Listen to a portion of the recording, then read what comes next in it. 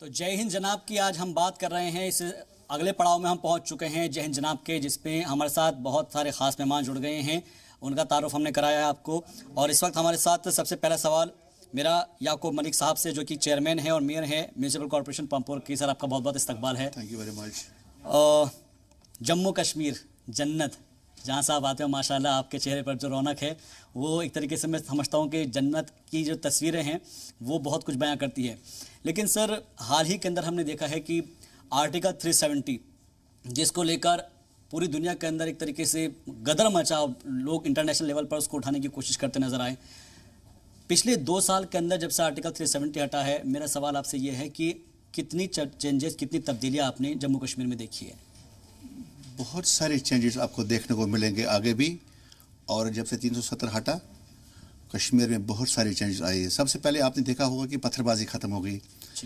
और farmer CM हमारी महबूबा मुफ्ती साहिबा ने कहा था एक दिन कि देश का जो तिरंगा उसको कंधे देने वाला नहीं मिलेगा। और आपने देखा कि परसों जब दूसरी बरसी थी हमारी, तो लाखों कार्यकर्ता निकले रोड्स पे, जल से जुलूस, और इस देश का तिरंगा जो हमारा है इसको कितना ऊंचा किया है हमारे जम्मू कश्मीर के लोगों ने। खासकर कश्मीर में लाखों लोगों ने, हर ज़िले से हमारी रैलियां निकली हैं। भारतीय जनता पार्टी के जितने कार्यकर्ता थे, जनरल पब्लिक था, जिन्होंने इस तिरंगे को फैलाया। बहुत फ़र्क आ गया हमारे इस, क्योंकि ये जो आर्टिकल 370 था या 35A की बात करें हम, इसे 2 खानदानों के लिए था।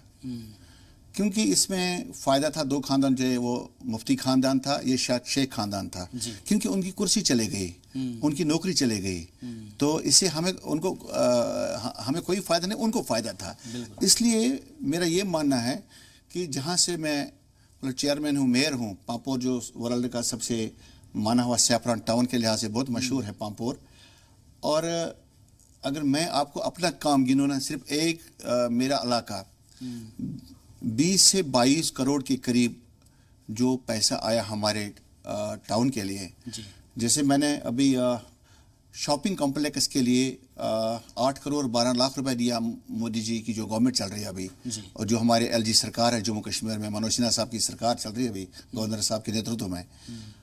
और इसी तरह तो शॉपिंग कॉम्प्लेक्स के लिए 4 करोड़ 37 लाख रुपया, स्लाटर हाउस के लिए 1 करोड़ 66 लाख रुपया, मैग्नेमाइजेशन के लिए 1 करोड़ 8 लाख रुपया, और ड्रेनेज के लिए मैं खुद सैंक्शन करके आया 1 करोड़ 39 लाख रुपया, जो मैंने रिलीज़ कर दिए हैं। इसी तरह ड्रेनेज, टाइलर्स, रोड्स, मतलब 20 से 22 करोड़ के करीब ये ऐतिहासिक, मतलब एक इतिहास रचा मैंने वहाँ पे। क्योंकि 1947 के बाद आप यकीन करें, पहली बार उन इलाकों में मैंने मैग्नम डाला जहाँ 1947 के बाद पहली बार लोगों ने देखा कि जब मैंने मैग्नमाइजेशन अभी पिछले महीने में कर रहा था।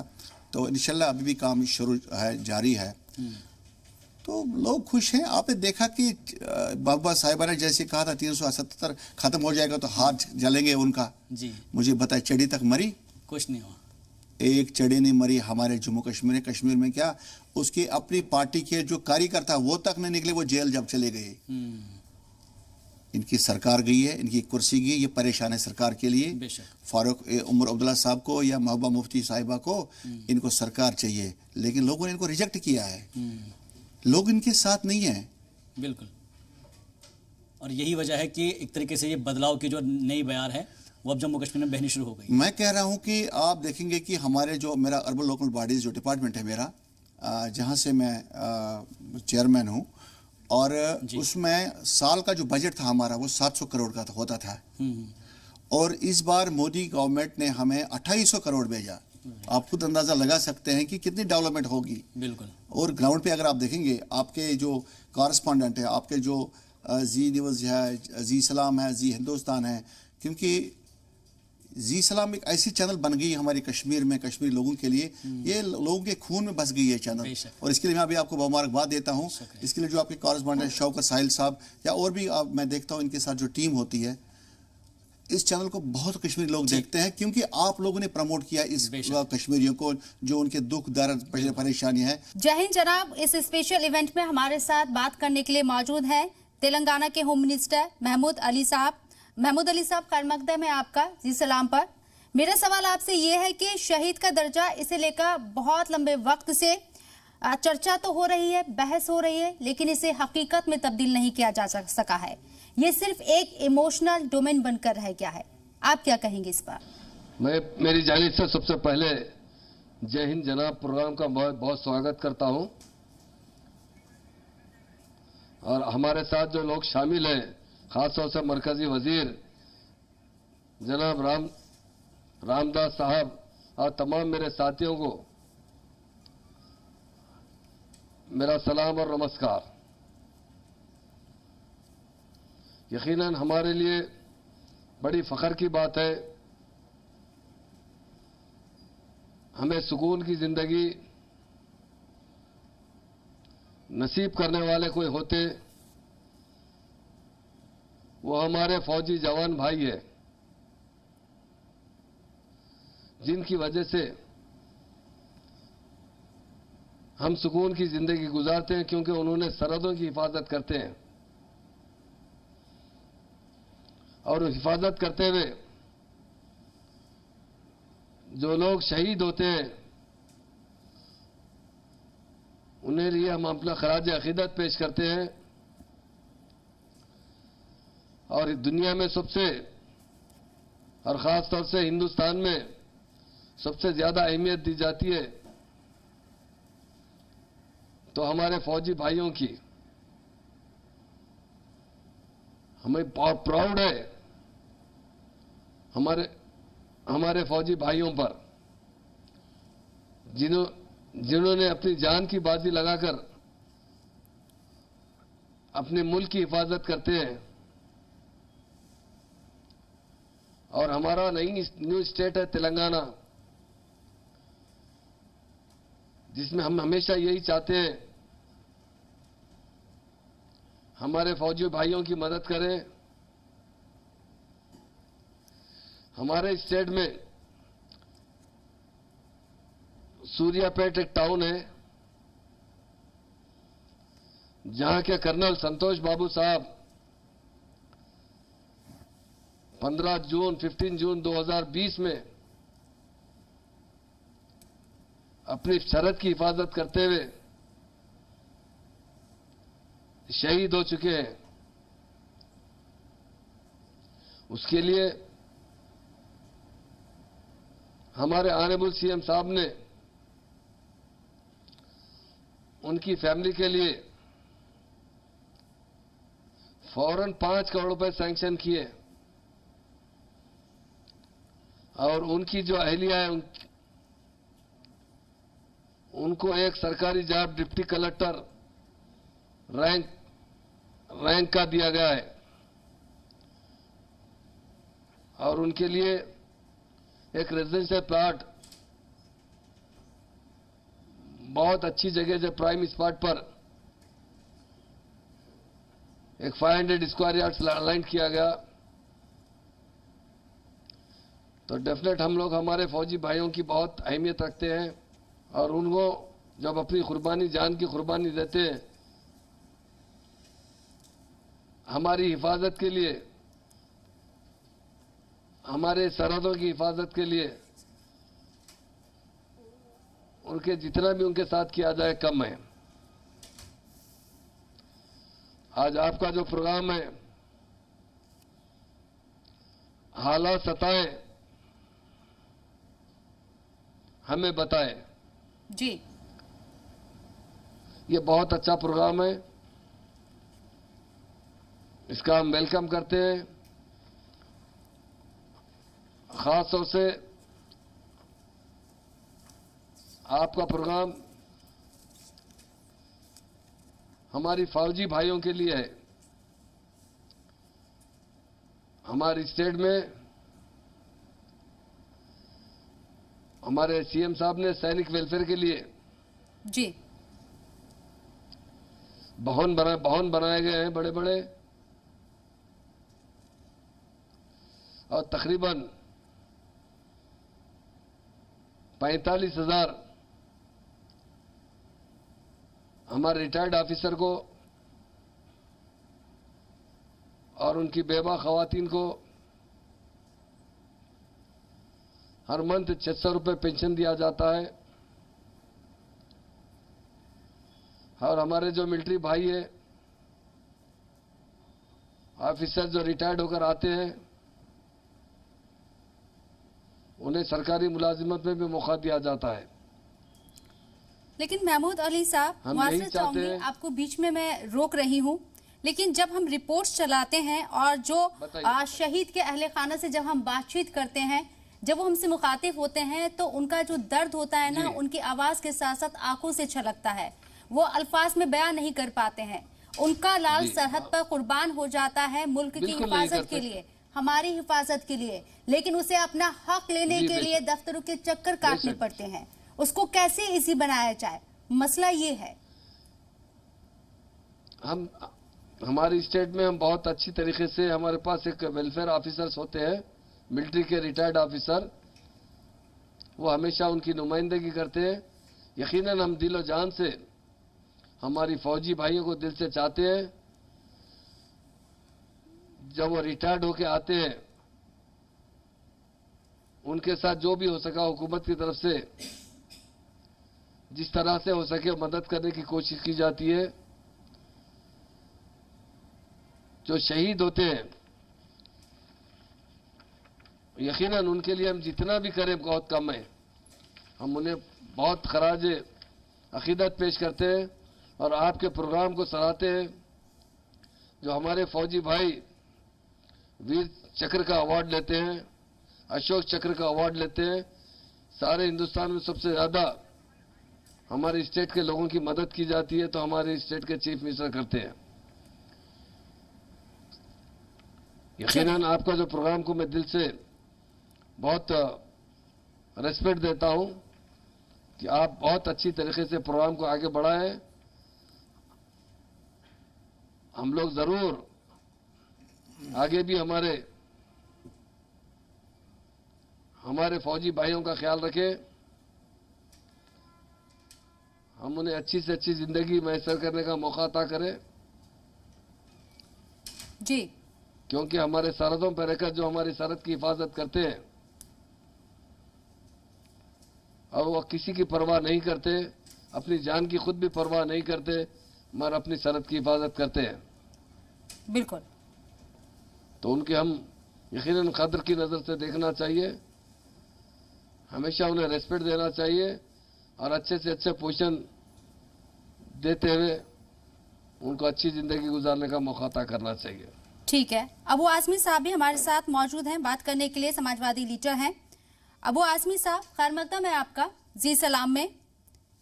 उत्तर प्रदेश की सरजमी से कितने जवान आते हैं, ये आदादो शुमार या आंकड़ा बताने की मुझे जरूरत नहीं, लेकिन बहुत अफसोस होता है जब उन शहीदों के अहले खाना अपनी माली हालत को सुधारने के लिए जो अनाउंस की जाती हैं, उनको सहूलियात सरकार की तरफ से उसे लेने के लिए दफ्तरों के चक्कर काटते हैं।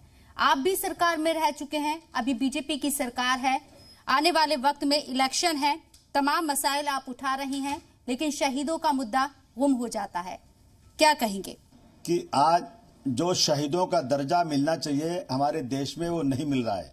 अभी आज की ही खबर है कि अगस्त क्रांति दिवस के एक दिन पहले आगरा में पुलवामा के अमर शहीद की पत्नी व बेटे शहीदों के लिए जो घोषणा की गई थी वो पूरी नहीं हुई और उन्होंने मुख्यमंत्री से मिलने की कोशिश किया तो उसको थाने में भेज दिया गया, पुलिस स्टेशन में भेज दिया गया। अरे इस देश के लिए जो लोग अपनी इतनी बड़ी कुर्बानी देते हैं, आज उनको जो वादे किए जाते हैं पूरे नहीं होते। मुझे कोई खिलाड़ियों से कोई नफरत नहीं है, लेकिन मैं देखा क्रिकेट खेलने वाले जो है उनको इतना, अगर कोई बच्चा पैदा होता है ना 4-5 साल का भी हो जाए, उससे पूछिए कि क्रिकेट के खिलाड़ियों का नाम क्या है, पूरी दुनिया के खिलाड़ियों का नाम बता देंगे। लेकिन आप पूछे कि इस देश की सरहदों पर लड़ने वाले सिपाहियों का नाम बता दो तो किसी को नहीं मालूम। कह दो जरा शहीद हुए उनके नाम बता दो, किसी को नहीं मालूम। आज जय हिंद का प्रोग्राम है ना, ये जय हिंद का नारा देने वाला भी मुसलमान था। सर, लेकिन आज जो आज इस मुल्क के अंदर वो हिंदू और मुसलमान नहीं होता, पहले एक सैनिक होता है, इंसान होता है, एक माँ का लाल होता है, किसी का शौहर होता है, किसी का बाप होता है, वो शहीद हो जाता है। मैं इस पे कोई पॉलिटिकल रिएक्शन नहीं चाह रही हूँ। शहीदों के लिए आप लोग क्या कर रहे हैं? आप अपोजिशन में हैं, आने वाले वक्त में आप दावा कर रहे हैं कि आपकी सरकार बनेगी, इससे पहले आपकी सरकार रह चुकी थी, लेकिन शहीदों के लिए आपकी तरफ से क्या इनिशिएटिव लिया गया, ये मैं जानना चाह रही हूँ। मैं बता देता हूं, जब मुलायम सिंह यादव जी डिफेंस मिनिस्टर थे तो शहीदों की बॉडी घर नहीं लाई जाती थी। मुलायम सिंह यादव ने कहा हर शहीद की बॉडी घर लाई जाएगी और उनको एक भारी कंपनसेशन दिया जाएगा। ये बदलाव आजादी के बाद किसने लाया ना, तो समाजवादी पार्टी के लीडर श्री मुलायम सिंह यादव जी ने लाया। ये सुनिए आप जी। और मैं इसको हिंदू मुस्लिम नहीं करना चाहता हूं, न कोई पॉलिटिक्स में ले जाना चाहता हूं, लेकिन मैं देख रहा हूं क्या हो रहा है।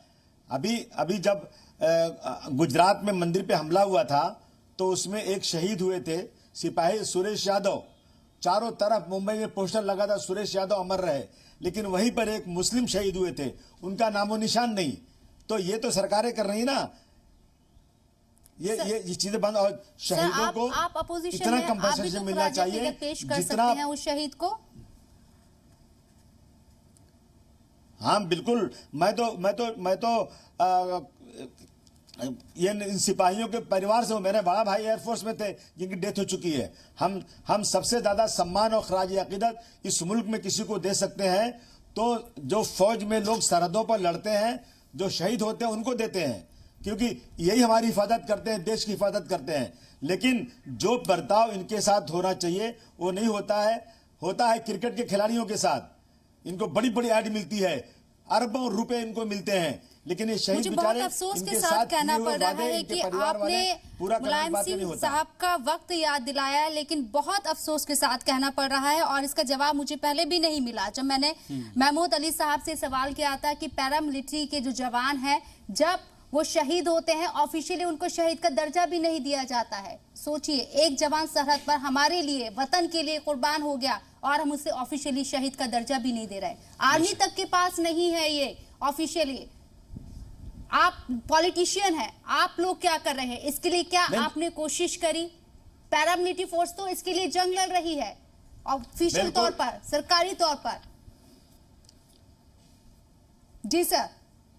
नहीं, जो भी फोर्सेस लड़ रही हैं उनको बिल्कुल शहीद का दर्जा मिलना ही चाहिए और ये हम सब की डिमांड होना ही चाहिए। कहीं भी इसे निगलेक्ट नहीं किया जाना चाहिए। और मैं समझता हूं कि समाज में सबसे ज्यादा रिस्पेक्ट के काबिल वही लोग हैं जो हमारे देश के लिए अपना गांव घर बीवी बच्चे छोड़ करके जाकर माइनस डिग्री पर 40 माइनस डिग्री पर रह करके वो देश के लिए लड़ते हैं। और पैरामिलिट्री फोर्स हो, पुलिस फोर्स हो, जो लोग भी देश के लिए अपनी जान देने कुर्बानी देते हैं, ऐसे लोगों को बहुत अच्छा उनके साथ बर्ताव होना चाहिए, उनको शहीद का दर्जा मिलना चाहिए। और लेकिन आज ये नहीं हो रहा। आज जो है ना, दूसरे लोग जो क्रिकेट खेलते हैं और कुछ खेलते हैं उनके साथ बहुत अच्छा बर्ताव होता है, मुझे उससे कोई अफसोस नहीं है, लेकिन उससे ज्यादा अच्छा बर्ताव उन शहीदों के साथ होना चाहिए। ठीक है, बर्ताव ऐसा होना चाहिए और उम्मीद करते हैं कि आने वाले वक्त में सभी पॉलिटिकल पार्टीज इस बारे में सोचेगी। हमारे साथ प्रोफेसर अफशर आलम साहब हैं, वीसी है जामिया हमदर्द के। सर देखिएगा, हम जय हिंद जनाब के जरिए उन शहीदों की बात कर रहे हैं जिन्होंने अपनी ज़िंदगी को कुर्बान कर दी है। अब जब उनका लाल सरहद पर कुर्बान हो जाता है तो उनके जो अहले खाना है, उनके जो घर वाले हैं, वो परेशान हाल में ज़िंदगी गुजारते हैं। हमको ये मैसेज देना है कि सरहद पर जाना कोई गुनाह नहीं है, मुल्क की हिफाजत करना कोई गुनाह नहीं है। हम अगर सरहद पर जाएंगे तो हमें इस बात की परेशानी या दिक्कत या चिंता करने की कोई दिक्कत नहीं होनी चाहिए कि मेरे घर का क्या होगा, मेरे बीवी का क्या होगा, मेरे बच्चों का क्या होगा। आज इस बात को कैसे हम यकीनी बनाएं, कैसे हमारी सरकार इस चीज़ को यकीनी बनाए कि कोई अगर एक सरहद पर जाने की ख्वाहिश रखता हो तो उसे इस बात का बिल्कुल भी गम ना हो कि मेरे बीवी बच्चों का क्या होगा। देखिए, सरकारी तौर पर सबसे पहले तो मैं जय हिंद जनाब खैर मकदम करता हूँ कि रियली बहुत अच्छा प्रोग्राम आप लोग लॉन्च कर रहे हैं। इससे लोगों के बीच में शहीदों के जो प्रॉब्लम्स है वो भी आएंगे और लोग जानेंगे और आपके मीडिया के वजह से ये प्रॉब्लम और भी सॉल्व होगा। जैसा कि पहले ही आप लोग कह रहे थे कि आर्मी को ये दर्जा मिलता है, पैरामिलिट्री को नहीं मिलता है। तो बीएसएफ सीआरपीएफ भी कश्मीर वैली में लड़ रही है, नॉर्थ ईस्ट में लड़ रही है, तिब्बत ये आपके चाइना बॉर्डर पे लड़ रही है, तो उनको वो नहीं मिलता है। तो मैं तो चाहूँगा कि गवर्नमेंट को सबसे पहले सीआरपीएफ बीएसएफ को भी ये दर्जा देना चाहिए, जो पैरामिलिट्री हमारे और आईटीबीपी भी है, जो ये जो पैरामिलिटिकल फोर्सेस हैं जो पुलिस से थोड़ा एवब आते हैं, तो उनको दर्जा मिलना चाहिए। और एक जैसे गृह मंत्रालय में, होम मिनिस्ट्री में एक इसका ग्रीवेंस सेल बनना चाहिए ताकि इसका निपटारा का मॉनिटरिंग अच्छा से हो सके। होता क्या है कि लोग जब कोई डेथ करता है तो इमोशनली बहुत कुछ बोल देते हैं और उसके 13वें के बाद उनको कोई याद नहीं करता है, ये फैक्ट है भाई। कई प्रोग्राम मैंने टीवी में भी देखा है और ऐसे भी जाना है अखबारों के जरिए और खुद देखा है। तो उसके लिए एक मॉनिटरिंग सिस्टम स्ट्रांग होना चाहिए और वो होम मिनिस्ट्री से मॉनिटर होना चाहिए स्पेशली, और उसको इम्प्लीमेंट करके उसके मिनिस्ट्री के वेबसाइट में डालना चाहिए कि ये शहीद मरे और उनको ये बेनिफिट दिया गया। होता क्या है कि डिक्लेयर कर देते हैं पेट्रोल पंप, लेकिन मुझे याद है कारगिल में मेरा एक स्टूडेंट का ब्रदर का डेथ हुआ था और उनको पेट्रोल पंप दिया गया था। तो उनके वालिद साहब से जब मैंने पूछा कि आपको पेट्रोल, तो उन्होंने कहा कि एक तो बहुत दूर दे दिया और इतना उनको प्रॉब्लम झेलना पड़ा कि बता नहीं सकते हैं। तो ये चीज़ें हैं, लेकिन क्योंकि देखिए मीडिया जो है वो 4th पिलर कहलाता है, तो मीडिया अगर इस चीज़ को ज़्यादा करेगा तो लोगों में भी एक उत्साह बढ़ेगी, स्टूडेंट्स में भी आएगा। अभी रिसेंटली हमने एनसीसी को कंपलसरी कर दिया अपने यूनिवर्सिटी में, तो इससे बच्चों में भी एक आएगा कि देश प्रेम के प्रति उसकी भावना बढ़ेगी और एनसीसी के ज़रिए वो पैरामिलिट्री और आर्मी, एयरफोर्स और नेवी में जॉब के लिए जाएंगे। तो मैं तो यही कहूँगा कि गवर्नमेंट का मॉनिटरी सिस्टम को स्ट्रॉन्ग करना चाहिए। देखिए सरकारें का कोई नियत में शक नहीं करता है, सरकार दे आर वेरी ऑनेस्ट कि वो देना चाहती है और दी भी है, लेकिन उसका मॉनिटरिंग सिस्टम है कि जो लोअर ब्यूरोक्रेसी है उसमें लोग उलझ जाते हैं। तो मैं तो चाहूँगा कि ये स्ट्रॉन्ग मॉनिटरिंग सिस्टम होना चाहिए। चलिए, कहते हैं ना कि बूंद बूंद से घड़ा भरता है, तो सिर्फ ऐसा नहीं है कि हम सियासतदानों पर इस कोशिश को छोड़ दें या जो सामाजिक कारकुनान हैं उनके ऊपर इस कोशिश को छोड़ दें। आवाम को भी इसको इनिशिएटिव लेना होगा, आगे बढ़कर सामने आना होगा, उन फैमिलीज का ख्याल रखना होगा। अगर आप उनके पड़ोसी हैं तो आपकी जिम्मेदारी तो और ज्यादा बढ़ जाती है कि आप उनका ख्याल रखें।